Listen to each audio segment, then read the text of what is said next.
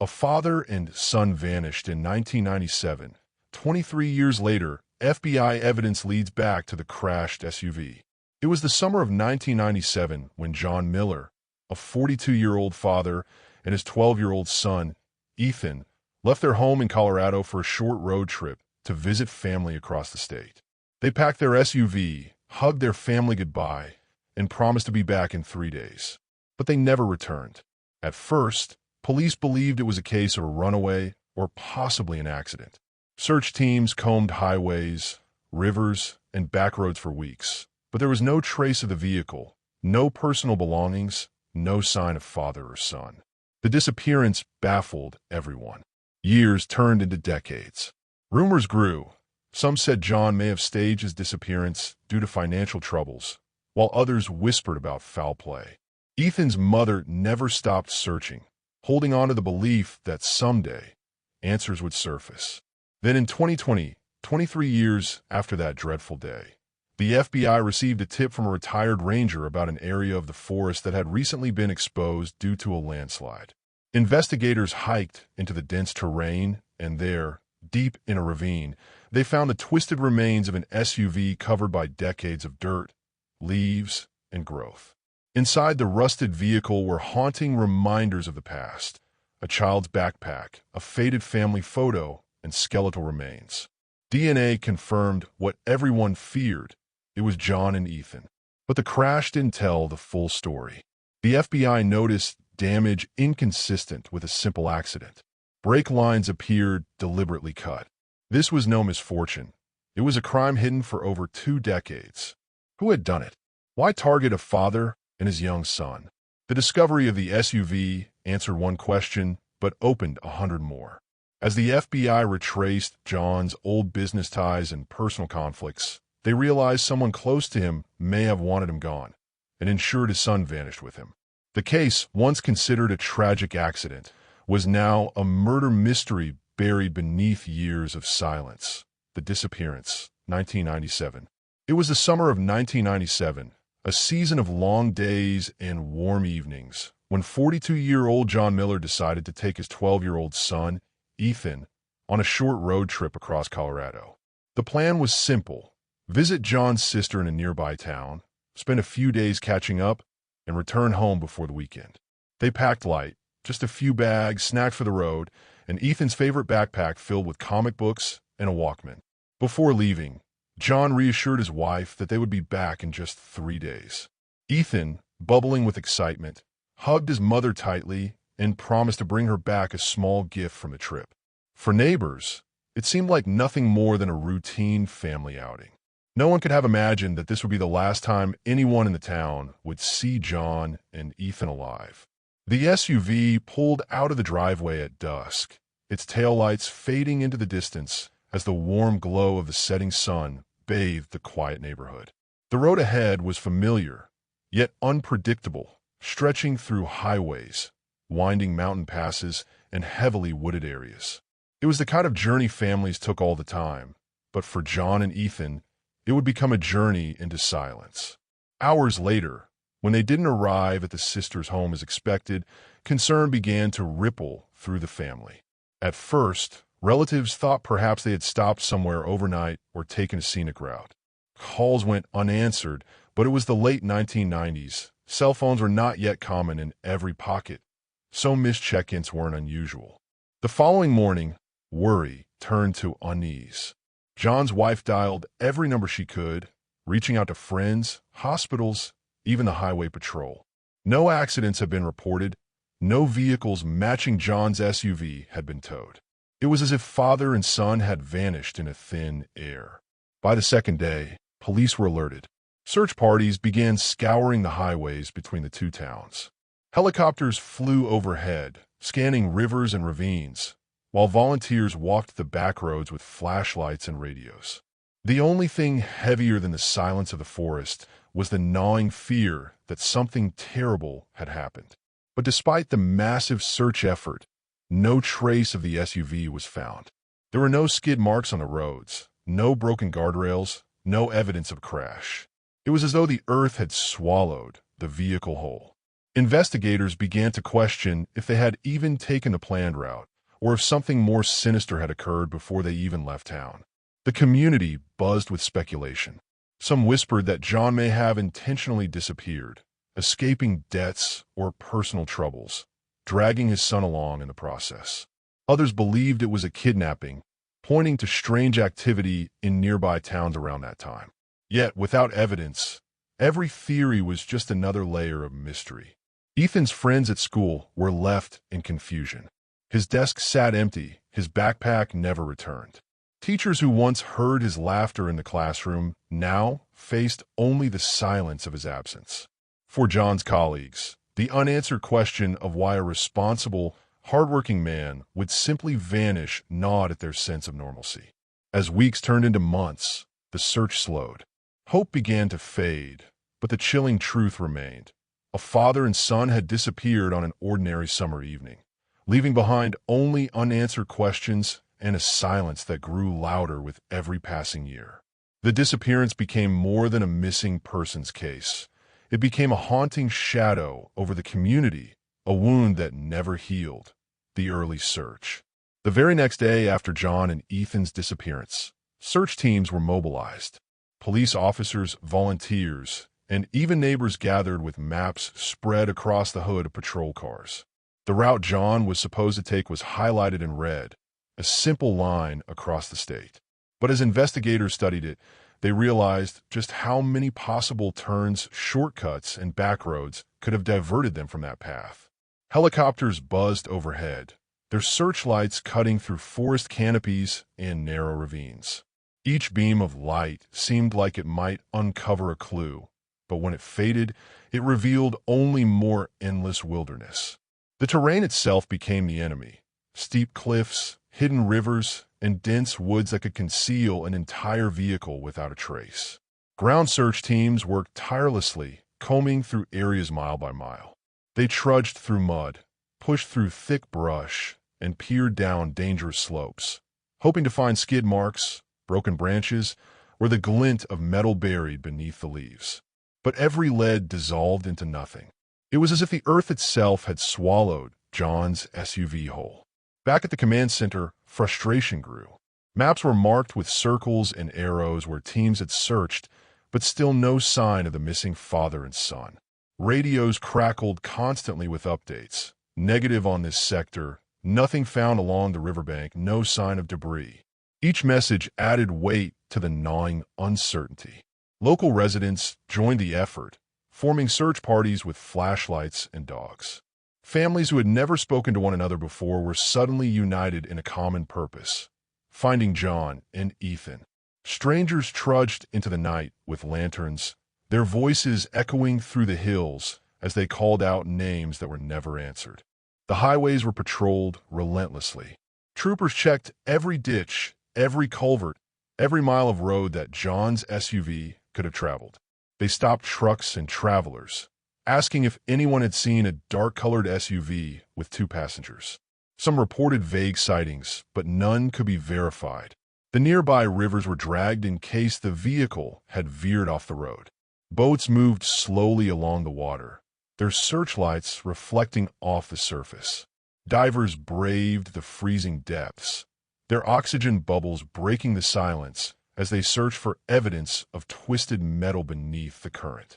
Yet, nothing surfaced, not even a scrap of the SUV's paint. In the midst of the search, investigators visited John's home again and again, questioning his wife, relatives, and friends. They asked about his habits, his financial situation, his mood before the trip. Every detail was scrutinized: what route he usually took, how much gas was in the car, whether anyone could have wanted to harm him. Still, no concrete answers emerged. The media swarmed the story, broadcasting live reports that painted the disappearance as a growing mystery. News anchors described it as a vanishing act that defied logic. Cameras captured images of tired volunteers, exhausted officers, and tearful family members pleading for answers. Each night, the town watched their screens, waiting for the breakthrough that never came. Days turned into weeks, and with each passing day, the search effort grew heavier with desperation. What began as a hopeful rescue mission slowly shifted into something darker. The question was no longer just where John and Ethan were. It became why no trace of them existed at all. The more people searched, the more impossible the mystery seemed to untangle. Rumors and theories. As weeks passed without answers, the silence surrounding John and Ethan's disappearance began to fill with whispers. The town, once united in search efforts, grew restless. People began to speculate, and speculation quickly twisted into rumor.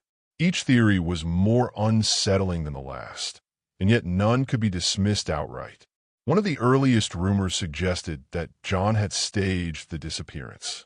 Some pointed to his recent struggles at work, missed deadlines, financial pressure, and arguments with business partners. Could it be that he had driven away on purpose, leaving everything behind to start over somewhere new? But if that were true, why would he take his 12-year-old son along for such a reckless escape? Others rejected that theory, convinced instead that something criminal had happened. The area between towns was known for its isolated stretches of road, places where someone could vanish without a witness. Whispers grew about the possibility of a carjacking or a roadside ambush. Had strangers targeted John and Ethan, or was it someone who knew them personally? More chilling rumors pointed to John's own circle. Some claimed he had made enemies in business, competitors who may have wanted him gone. A few even suggested that debts or secret dealings might have led someone to silence him permanently. But no paper trail, no clear motive, and no evidence surfaced to confirm such suspicions. At Ethan's school, the children whispered their own theories. Some said his father had kidnapped him, running far away to a new life. Others believed they had been taken by someone dangerous on the road. The empty desk in the classroom became a symbol of unanswered questions, and the young boy's friend replayed their last conversations with him, searching for hidden clues. The rumor mill extended beyond the town. Regional newspapers picked up the story, labeling it a Colorado mystery. Call-in radio shows debated whether John was a desperate man escaping responsibilities or a victim of something far darker. The wider the story spread, the more outlandish the theories became, each one feeding into the uncertainty. For John's wife, the rumors were cruel daggers. Strangers whispered behind her back, questioning if she knew more than she was admitting. Some accused her of hiding details. Others pitted her as a woman abandoned by her husband. She found herself torn between defending John's honor and grappling with the gnawing possibility that she, too, might not know the whole truth. Police, too, had their doubts. Without evidence of a crash, they couldn't rule out voluntary disappearance. Without signs of struggle, they couldn't prove foul play. Investigators found themselves chasing shadows, following tips from psychics, analyzing anonymous letters, and checking abandoned vehicles across state lines. Every lead promised resolution, but every lead collapsed into nothing. Some of the most persistent rumors revolved around sightings. A gas station attendant swore he had seen a man and boy matching John and Ethan's description just hours after they were reported missing. A truck driver claimed he saw a similar SUV heading south, far from the expected route. Each account added fuel to speculation, but none were verified. By the end of that year, the rumors had taken on a life of their own, overshadowing the facts. People no longer spoke of the disappearance as a tragedy, but as a legend in the making. What had begun as a desperate search for a father and son was now a story told in whispers, a puzzle of half-truths and unanswered questions that only deepened with time, the family's endless hope. In the midst of speculation, John's wife, Margaret, clung desperately to hope. Each morning, she woke expecting the phone to ring, half believing it would be John's voice on the other and telling her they had been delayed but were on their way home. That fragile hope carried her through sleepless nights and endless days, even when the world around her whispered doubts. Margaret refused to let the house feel like a place of mourning. Ethan's room was kept exactly as he had left it, his toys neatly arranged, his backpack by the desk, his favorite comic book still open on the nightstand. She told herself that when he returned, he would want everything just the way it was, untouched by time. For months, she attended every police briefing, sitting quietly in the corner, clutching a photo of John and Ethan. She listened as investigators presented maps, search updates, and reports, but her eyes were always searching for one thing: certainty. The certainty that her husband and son were still alive somewhere. Relatives surrounded her in shifts, trying to shield her from the cruel rumors. Some urged her to accept the possibility of tragedy, but Margaret would not allow it. "Until I see proof, I will believe they are alive," she repeated like a mantra. That belief became her shield against despair, even as days turned into months. Community members visited often, dropping off meals, offering support, and checking in. Yet Margaret could see it in their eyes: the sympathy, the pity, the doubt. Every knock at the door made her heart leap, only for it to sink again when it was just another neighbor or officer with no new answers. The holidays that year were unbearable. Margaret set 2 empty chairs at the dinner table, refusing to admit they would never be filled again.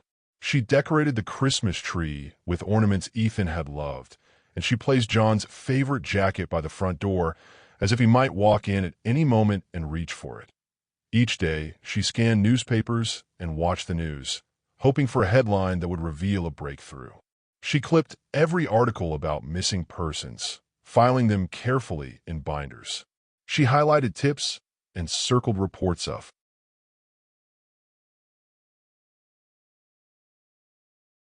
SUV sightings, building her own obsessive archive of possibilities that the police had already dismissed. Margaret began writing letters to John and Ethan, pouring her heart onto paper. She wrote about the quiet nights, about the garden John once tended, about the way Ethan's friends still asked when he would be back. She never mailed the letters, but she kept them in a box, believing that one day she would place them in her son's hands. The endless waiting gnawed at her spirit, yet she refused to break. "As long as there's no body, there's hope," she told her sister. Those words became her anchor, even as the search teams dwindled and the headlines faded. Hope, for Margaret, was not just a feeling. It was a lifeline she refused to let go of. And so, the years stretched on with Margaret living in a suspended state, torn between grief and belief. Every sound of tires in the driveway, every unfamiliar knock, every late-night phone call sent her heart racing. The world might have been moving on, but for Margaret, time stood still, locked in that summer night of 1997 when her family simply vanished into the unknown. The breakthrough, 2020. For 23 long years, the case of John and Ethan Miller remained unsolved, gathering dust in the archives of the FBI. Every so often, a new tip would surface, only to collapse under scrutiny. Then, in 2020, something changed. A phone call came from a retired forest ranger who had stumbled upon something strange while hiking through a remote part of the Colorado wilderness. The ranger explained that a recent landslide had stripped away decades of soil, rock, and overgrowth in a rugged ravine. Exposed beneath the debris was the faint outline of what looked like twisted metal. At first, he thought it was scrap left behind from logging operations decades earlier. But as he got closer, the shape became hauntingly familiar. He saw the curve of a roof, the skeleton of tires, and the dull glint of shattered glass buried under moss. Something told him this wasn't ordinary debris. It was a vehicle, and it had been there for a very long time. Without hesitation, he reported the finding to local authorities, who quickly alerted the FBI. When the FBI team arrived, they secured the area with tape and floodlights, treating the ravine like a crime scene. The silence of the forest was broken by the hum of generators and the shuffle of boots as investigators descended the slope. Each step they took toward the wreckage felt heavier, as though they were walking into the past itself. The vehicle was almost unrecognizable. Rust had eaten through the metal, vines had wrapped around the frame, and half of it was buried in mud. Yet the outline of the SUV was still visible, frozen in time. Investigators exchanged glances. They all knew this could be the break that had eluded them for more than 2 decades. With painstaking care, they began to clear away debris.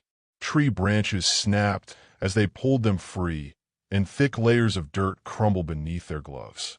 The more they uncovered, the clearer it became. This wasn't just any vehicle. The faded paint, the shape of the grille, it all matched the description of the SUV John Miller had been driving in 1997. A hush fell over the team as one of the agents brushed away the mud from the driver's side door. The interior was collapsed and waterlogged, but objects were still visible inside. A faded photograph clung to the dashboard, its image blurred by moisture, but the outline of two smiling faces could still be seen. Nearby, investigators spotted a small, moldy backpack wedged between the seats. Its straps were frayed, its fabric discolored, but a faded superhero patch stitched onto the front left no doubt. It belonged to Ethan. Time had destroyed much, but not the emotional weight of what lay inside that SUV. Forensics experts moved in, documenting every inch of the discovery. Photographs were taken, samples were collected, and the vehicle's identification number was carefully checked against records. Each confirmation deepened the reality. After 23 years, John and Ethan had finally been found. But as the agents stood at the edge of the ravine, staring at the wreckage, unease settled in. The discovery of the SUV was not just a breakthrough. It was the reopening of a wound thought long scarred over. What lay inside that vehicle could finally reveal the truth, or it could expose an even darker mystery than anyone had imagined. The discovery of the SUV. The discovery of the SUV was like unearthing a time capsule sealed by nature itself. Investigators surrounded the ravine in silence, the air thick with anticipation. The vehicle had been hidden for 23 years, buried under rock slides, cloaked by vines, and guarded by the forest. Now, with the landslide peeling back the earth, the truth could no longer remain hidden. When the forensic team approached the vehicle, their flashlights illuminated every corroded curve of the metal. The body of the SUV was crushed on one side, its roof caved inward, as if it had plummeted with violent force. Broken glass glistened faintly under the mud, like jagged fragments of memory waiting to be pieced together. Inside, the air was damp and heavy with the odor of decay that had long since faded into the soil. The passenger seat held remnants of fabric that once belonged to clothing. On the floor, wedged between the pedals, investigators noticed a pair of shoes, small, worn, unmistakably a child's. Each discovery deepened the weight of the moment. The most striking find was the child's backpack. Its zipper had rusted shut, its fabric torn by time, but the superhero patch on the front remained eerily recognizable. For those who had followed the case since 1997, it was a symbol frozen in time, a piece of Ethan's life that had survived when so much else had not. Beside the backpack lay a Polaroid photograph, water-stained and faded. The image was warped, but investigators could make out two figures, John and Ethan, smiling beside the very SUV they now stood before. It was haunting, almost mocking, as though the past had returned in the cruelest form imaginable. In the driver's seat, skeletal remains were partially visible, their positioning suggesting an attempt to brace for impact.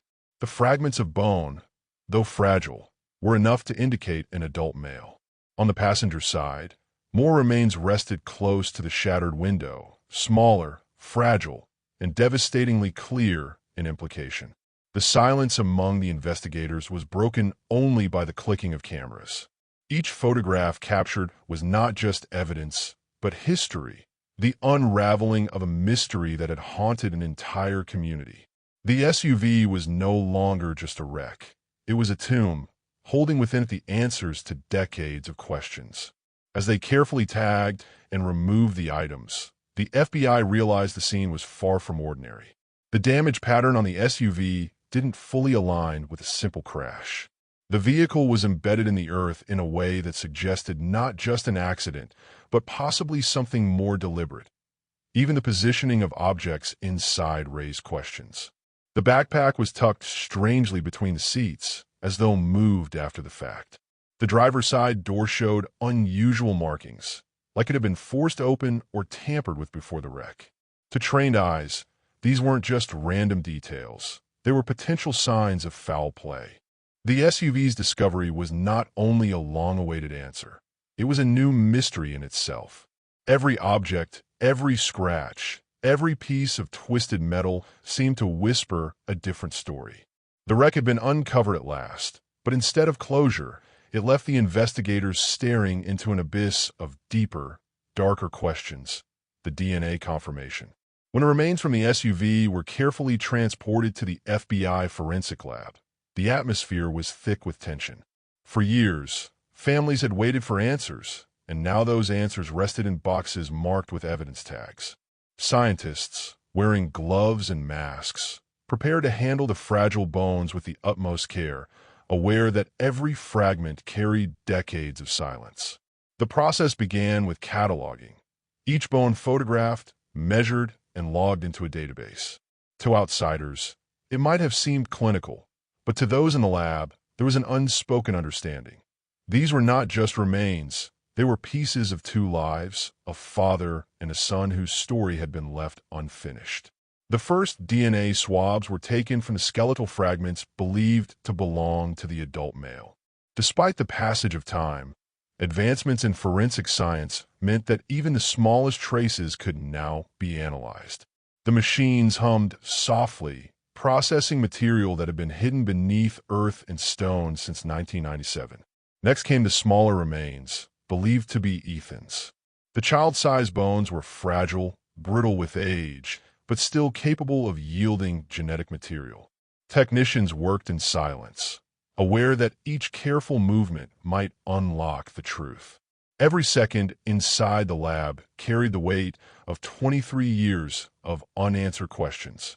Meanwhile, investigators contacted Margaret, John's wife, and Ethan's mother to request DNA samples for comparison. When she received the call, her hands trembled. For years, she had hoped for a miracle, but now science was preparing to deliver certainty. Certainty she both longed for and feared. Back in the lab, the comparisons began. Margaret's DNA was sequenced alongside the samples taken from the remains. The computer systems processed thousands of data points, running algorithms that reduced decades of doubt into a matter of percentages. The silence in the lab deepened as the results began to appear on the screen. The first confirmation came swiftly. The adult male remains matched John Miller. His genetic profile aligned with archived medical records and family samples with undeniable precision. There was no question. After years of whispers and speculation, the father had been found. The second result was more devastating. The child's remains, when matched to Margaret's DNA, showed a 99.9% probability of maternity. There was no mistake. The small bones belonged to Ethan. The little boy who had once carried that superhero backpack was now reduced to data points and brittle fragments. When the FBI agents shared the results with the family, the room was drowned in silence.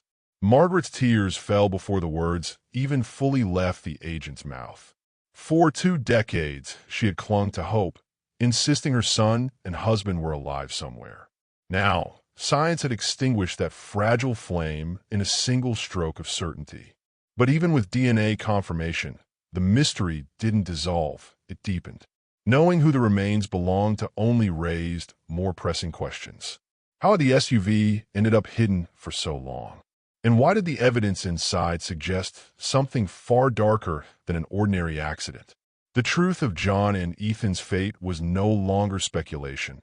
It was a puzzle the FBI could no longer ignore. The suspicious evidence. At first glance, the wrecked SUV looked like the aftermath of a tragic accident. Crushed metal, shattered glass, and skeletal remains. But the closer investigators studied the vehicle, the more uneasy they became. Details didn't line up with the idea of a simple crash. The damage pattern was irregular, almost as if the SUV had been forced off the road rather than veering naturally. One of the most chilling discoveries was in the brake system. Forensic mechanics who examined the undercarriage noticed that the brake lines were not just corroded by time. They appeared to have been deliberately cut. The edges of the tubing were unnaturally clean, far too precise to be caused by accident or wear. It was a sign that someone had tampered with the vehicle before it ever left the road. Investigators also noticed something strange about the deployment of the airbags.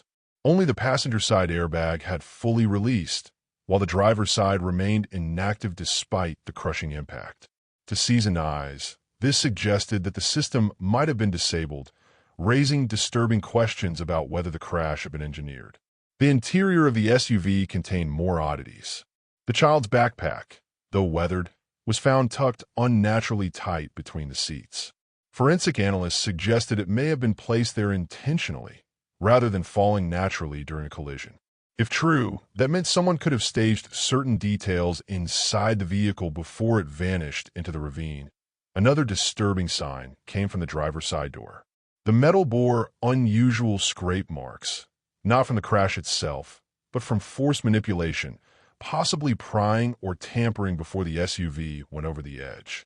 This detail unsettled the team.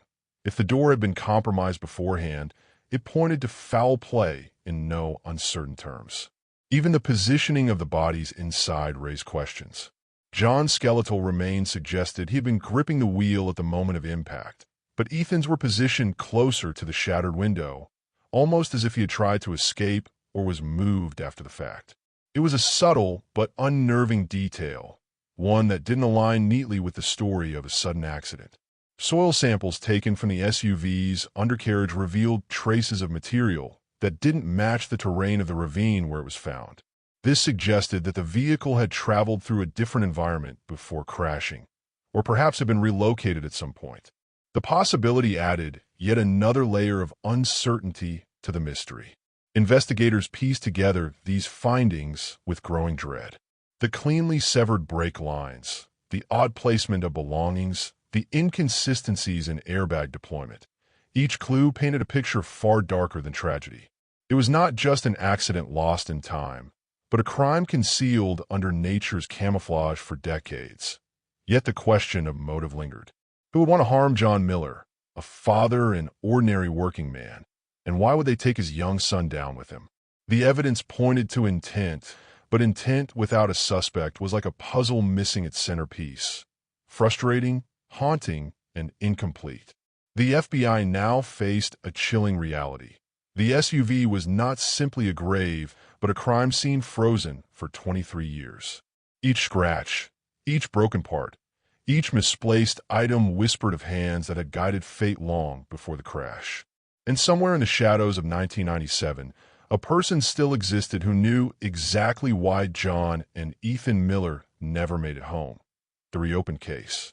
When the FBI pieced together the evidence from the SUV, they knew immediately that the case could no longer remain closed. What had once been cataloged as a missing persons investigation, later presumed to be a tragic accident, was now officially reopened as a homicide inquiry.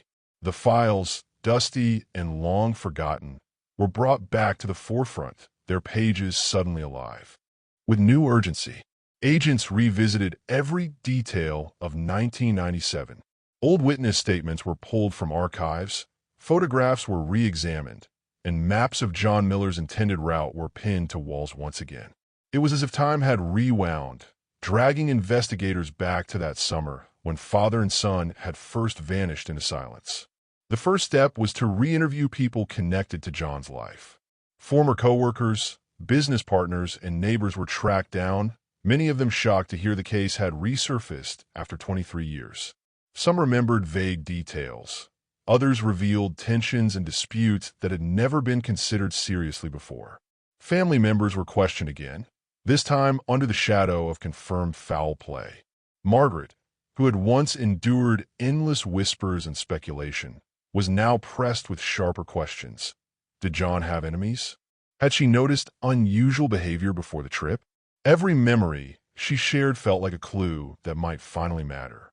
Investigators also combed through financial records, searching for anomalies around the time of the disappearance. Bank accounts, business deals, and debts were scrutinized with modern forensic tools unavailable in the 1990s. Patterns emerged, transactions that hinted at disputes, money that had suddenly vanished, relationships that may have soured. But reopening the case came with challenges. Many witnesses had grown older, their memories blurred by time. Some potential leads had passed away, taking secrets with them to the grave. Physical evidence beyond the SUV was scarce, leaving investigators to rely on fragments of information scattered across decades. The FBI also examined the crime scene with fresh eyes. Forensic technology had advanced significantly since the late 1990s, allowing investigators to extract more from the evidence than ever before. Soil samples, microscopic fibers, and tool markings were reanalyzed under state-of-the-art equipment, each test peeling back layers of mystery hidden for years. The media caught wind of the reopening, reigniting public interest. News outlets ran specials on the vanished Millers, broadcasting grainy photos of John and Ethan alongside footage of the recovered SUV. The case once again became the subject of national conversation, with viewers speculating about what really happened on that forgotten road in 1997. The renewed spotlight brought forward new tips. Anonymous callers claimed to know pieces of the truth. Old acquaintances recalled suspicious behavior from people once close to John.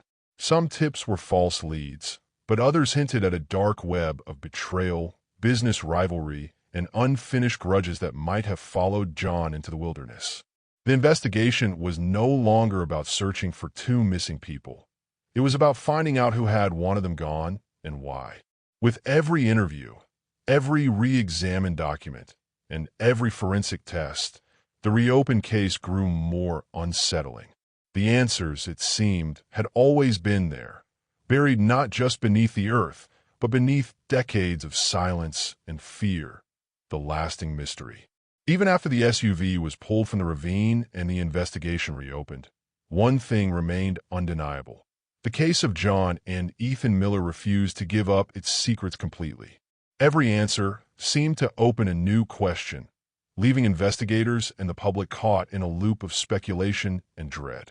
The crash site was no longer just a grave, but a reminder of truths deliberately hidden. Detectives often remarked that the case felt like a maze with no exit.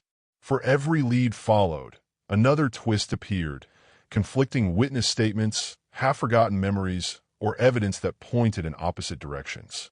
It was as if someone had designed the mystery to remain unsolved, a cruel puzzle stretching across decades. The families involved lived in a permanent state of limbo. Margaret Miller, though relieved that her husband and son were finally found, remained tormented by the lingering questions. She often stared at photographs of John and Ethan, whispering to herself that she still didn't know what really happened that night. Closure had been promised, but never delivered. The small town near where the SUV was discovered became a place of quiet unease.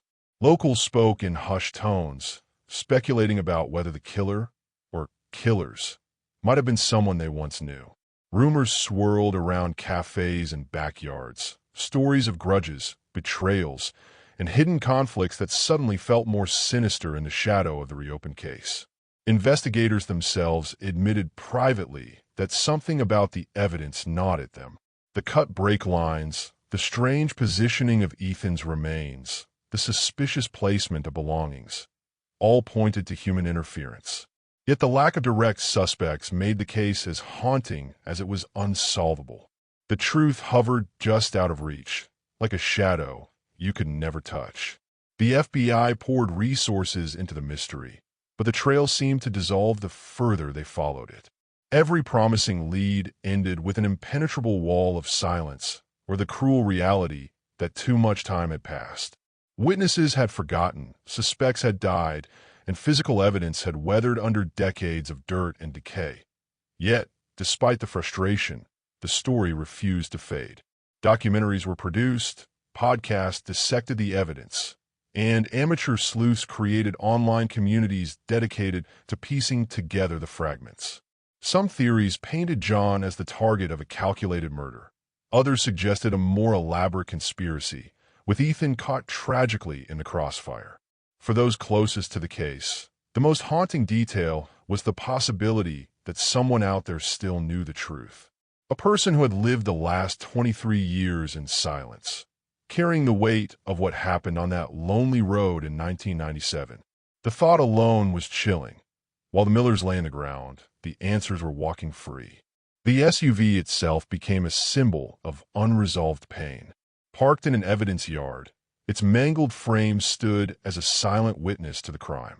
Agents would sometimes walk past it, pausing to study the twisted metal, as if the vehicle might one day speak and reveal the final missing pieces. But it remained stubbornly mute, holding its secrets like a locked chest. And so, the Miller case entered a strange half-life, solved enough to bring the family home, but unsolved enough to haunt everyone who touched it. The mystery lingered like fog, heavy and unyielding, reminding all who dared to ask that some stories refuse to end, no matter how many years pass.